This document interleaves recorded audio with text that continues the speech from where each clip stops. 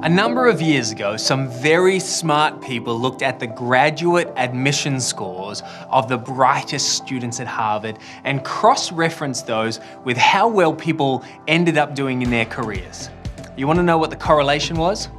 Exactly 0%. The geniuses behind that study proved that your IQ accounts for, at best, 10% of the success that you will see in your lifetime. The rest is a cocktail of timing and luck, but perhaps most of all, emotional intelligence. The students that went on to do great things had significantly higher levels of emotional intelligence.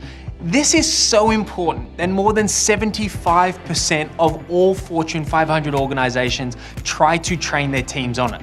And study after study after study shows that the vast majority of high performers in any field have very high doses of emotional intelligence. Luckily for you and me, this is not a trait that is predetermined or a gift from the gods. It's something that you can cultivate and develop for yourself, and it will be the bedrock of your success as an individual contributor here at Microsoft, but also as a leader of people and teams.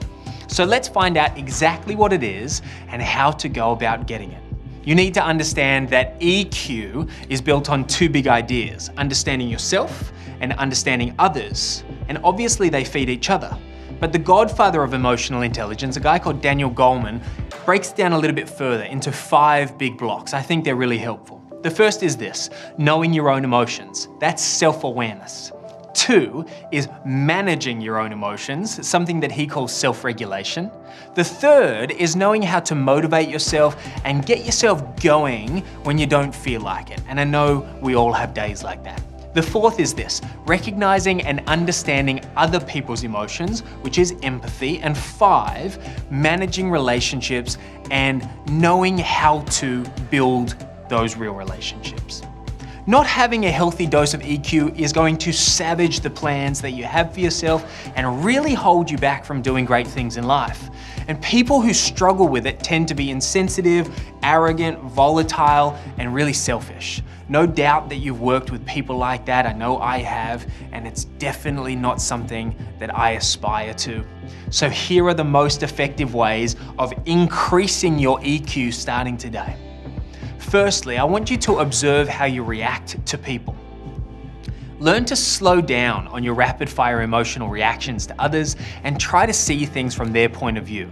Increase the time between what happens to you and how you respond to it. The more you can grow that gap between stimulus and response, the wiser and more mature you will be. Secondly, know that you are not your emotions. You have emotions, but you don't have to listen to them, agree with them, or follow them. I mean, sometimes I feel like punching people in the face if they make a rude or insensitive comment to somebody that I love and trust. But EQ is the thing that lets me see that emotion, detach from it, and pick a far more constructive approach to the circumstance. Now, I'm not suggesting that you need to be a robot or never listen to your emotions, far from it. But I'm saying don't fall into the trap of following them every single time. Finally, watch how you react to stressful situations. I mean, do you fly off the handle when you don't get what you want? Do you sulk or blame others when things don't go right? Watch out for those knee-jerk reactions to moments like that and choose for yourself better responses that are aligned with the type of leader that you want to be.